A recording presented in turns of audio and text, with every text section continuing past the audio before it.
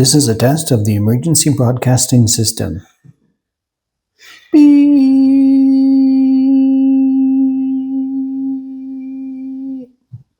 Hey there, welcome back to a new episode of Todd's Takes, and I do believe this is the very first one for the year of 2026, even though it is already, as of the time of this recording, the month of June. 2026 is just flying by. Time goes so quick, especially when you are busy, so hopefully, I hope all of you guys out there have been doing well so far in 2026, but let's get into it, what we are talking about today. So this video is actually going to be a little bit late. I was hoping to actually record this soon after that recent Shizuoka Hobby Show that happened just, 2 or 3 weeks ago, but it's already into June now, so a lot of stuff to cover that's been released so far that is upcoming and expected to be released soon. But let's go into a quick overview of some of the stuff that we did see at the Shizuoka Hobby Show. And we will be starting, of course, with the Bandai booth. So this year, 2026, the Shizuoka Hobby Show,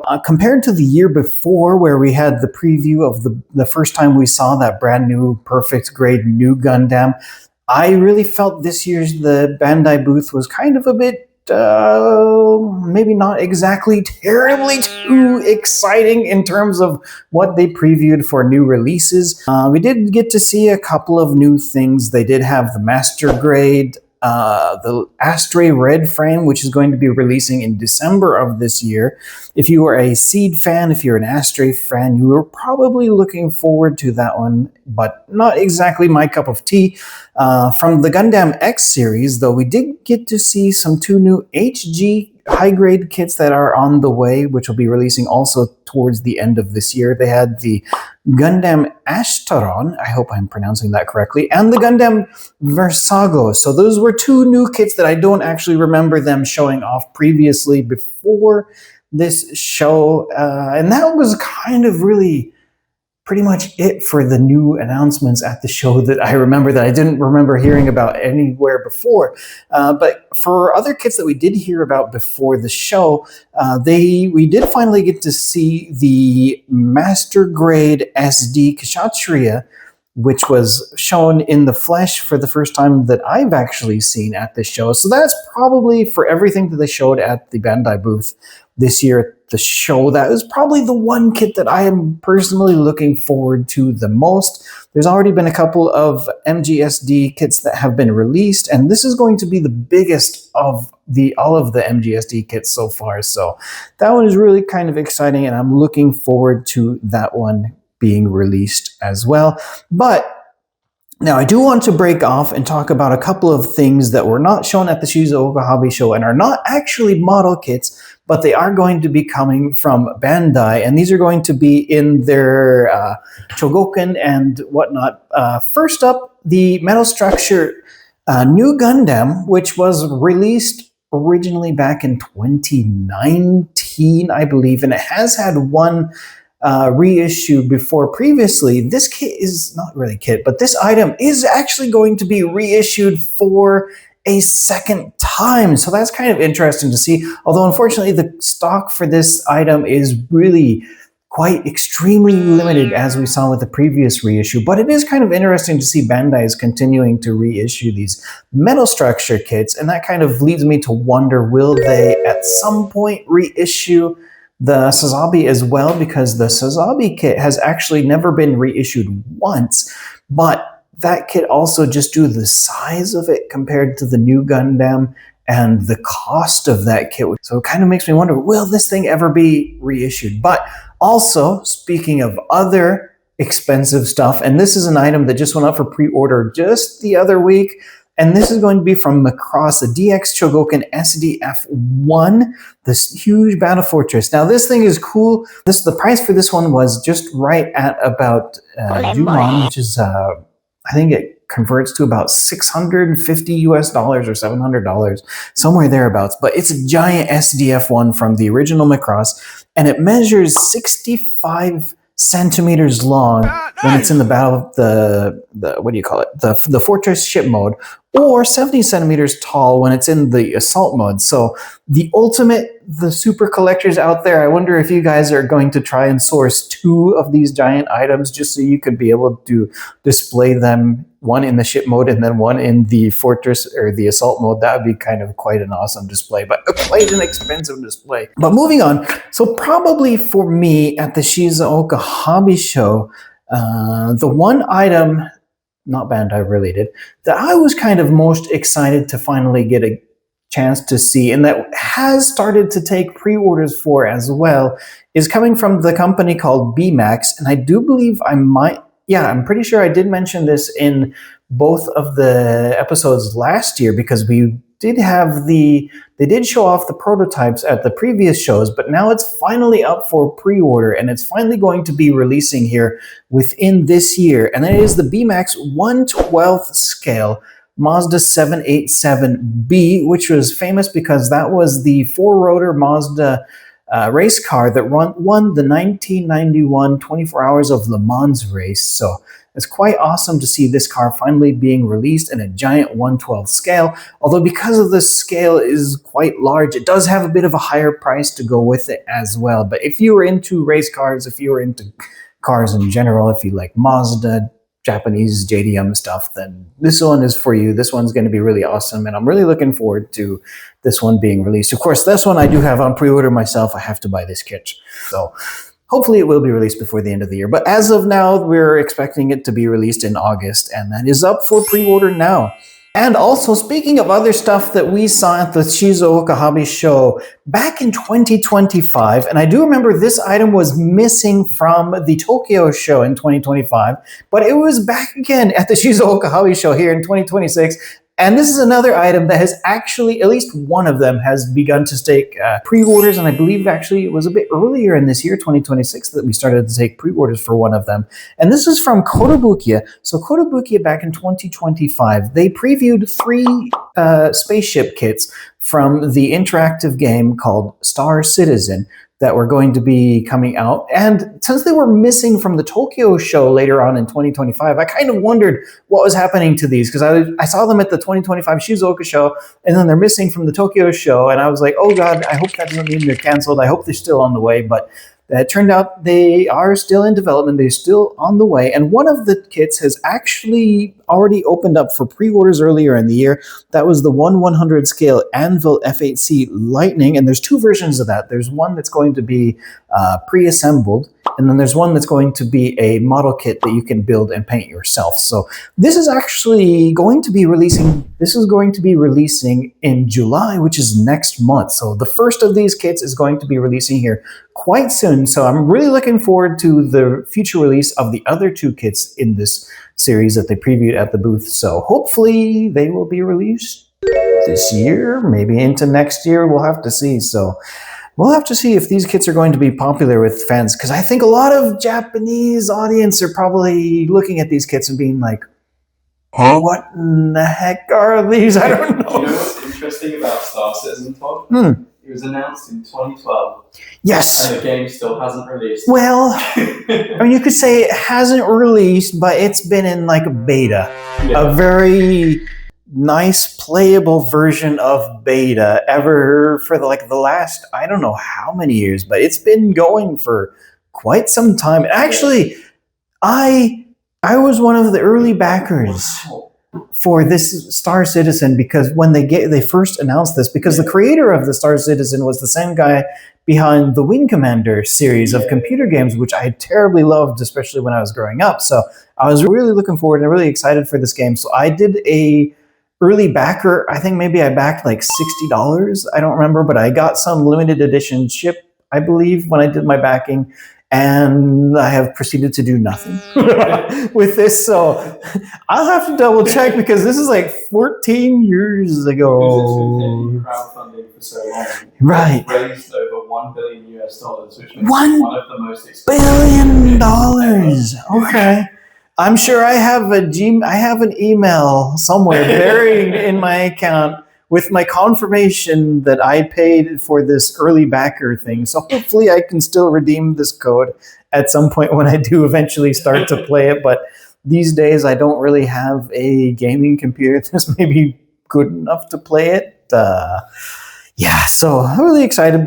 But all right, so moving on from spaceships, let's talk about some other scale items that fit a more traditional scale mold.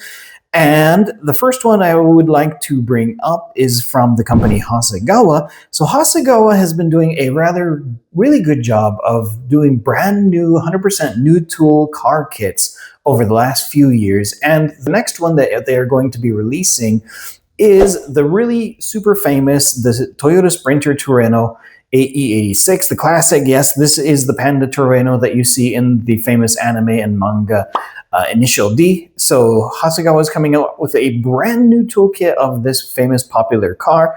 So I love this car, and I'm really looking forward to this new kit coming out from Hasegawa. Although I know some people are like, another 86, we already have a really nice Aoshima kit. It's been done kind of quite a lot, but new toolkits are always kind of nice to have, even if it is something that has been done a lot. A lot of people there's always complaints out there on the forums like, oh, we don't need another Spitfire. Oh, we don't need another P-51. But sure, we don't need another P-51 or another Spitfire, but these kits always sell well, is the thing. These are popular items, and a Aoshima 86 doesn't make any money for Hasegawa. So Hasegawa is going to have their own brand new tool, AE86, and we'll have to see. Another thing I'm hoping forward to is this is going to be the traditional hatchback, the Terreno. So I do hope that because they have a lot of these parts now tooled for this kit, that it's going to be easy for Hasegawa to also at some point bring out a brand new toolkit of the 11, which is like a two-door version, but not the hatchback, with a traditional standard trunk. So there's a lot of different variations, a lot of different versions that they can do with this kit. We'll just have to wait and see what happens. But also moving on to other car kits that are coming out on the way and also already up for pre-order as well. Aoshima has a brand new toolkit for the famous JZA80 Supra now this is going to be a licensed kit because it was featured in a movie. This is going to be the original first Fast and Furious, or Wild Speed as they call it here in Japan. The orange Supra that Brian drove in that first Fast and Furious movie is going to be receiving a brand new toolkit from Aoshima, and this kit is already up for pre-order. And one thing I kind of wondered once I saw that Aoshima was making this kit and making a brand new toolkit, does that mean Aoshima is going to be also at some point releasing a brand new tool, JZA80, just a stock version of the Supra, based on some of the parts they're making for this Fast and the Furious version? And finally, we did have the confirmation of that, and this was shown at the Shizuoka Hobby Show.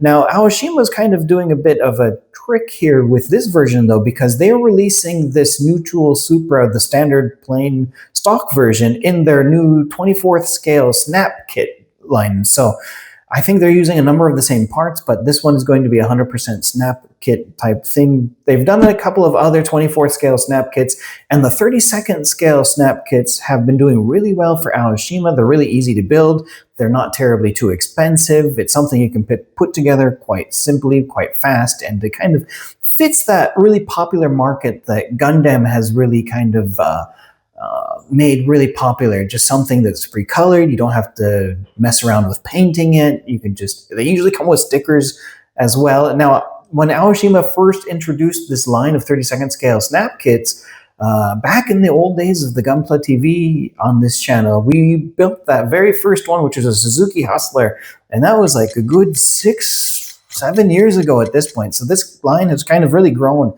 Every time you go to the Shizuoka Hobby shows, Aoshima always has like and the display just keeps getting bigger and bigger every year because they keep releasing new cars in the 32nd scale line of the snap together kit cars, and they just have like a table with like just a ton of these 32nd scale snap kit cars on it, and it looks really cool.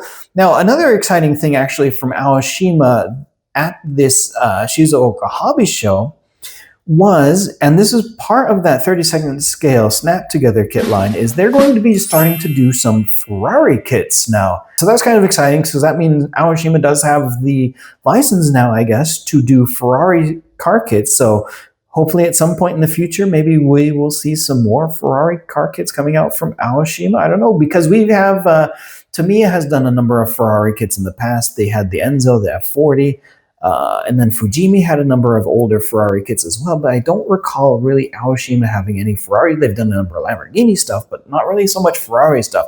So it'll be interesting to see, will Aoshima kind of expand and do more of the Ferrari stuff in 24 scale as well down the line? So don't know, but hopefully that could be something that happens here in the future. So some exciting stuff on the way from both Aoshima and Hasegawa as well. Moving on to one other item that just actually went up for pre-order just last week, I believe it was. And this was something I don't recall seeing at the Shizuoka Hobby Show at all. And this is from the company Trumpeter. I know Trumpeter, some people love them, some people kind of question the accuracy of them, but this is a 72nd scale, so it's a proper scale aircraft kit of the Chinese Air Force, the J-36 prototype. China has been working on a number of Generation 5 stealth aircraft kits, or not kits, but stealth aircraft for their Air Force. And this was the one that had like that giant triangle shape with the 3 engines in the back. And Trumpeter's doing a kit of this in 32nd scale. So this is kind of exciting to see. I always love to see these kind of wacky looking new stuff coming out in kit form. So thank you, Trumpeter, for making a kit of this in the proper 72nd scale. Now the price on this one was a bit higher for a 72nd scale, but then again, I think when you take into account that this kit, even though it's supposed to be a fighter, if you see the size of it, it actually is kind of quite large. So kind of an interesting looking aircraft, and I will be looking forward to this one being released as well. And this one was something that the pre-orders have already begun for this. Unfortunately, they did not have the plastic for this kit at the Shizuoka Hobby Show, but they did have a sign up saying this is on the way. Border models, now this is kind of a bit of a controversial subject in the aircraft modeling world.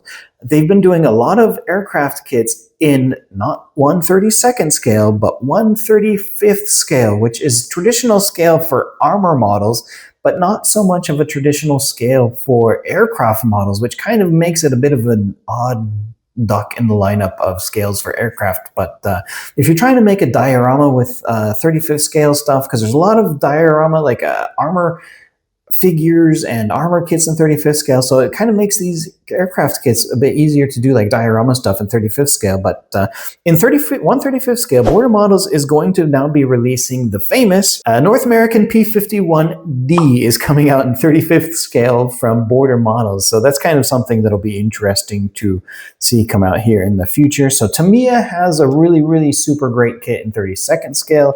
If you're not keen on the 35th scale, then I would recommend you go check out that Tamiya kit in 32nd scale, or even SWS Volks has a great kit as well in 32nd scale. There was one other thing actually I do want to mention, a couple of things actually. Bellfine.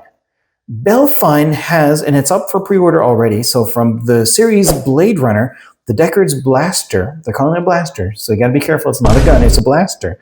1/1 scale Deckard's Blaster model kit is up for pre-order already, and that one's going to be releasing here soon. And then also last year, we saw from the video game, another game series kit from Tankhead. They had a really cool looking walking kind of tank kit. And that kit this year we saw at the Shizuoka Hobby Show. It was back.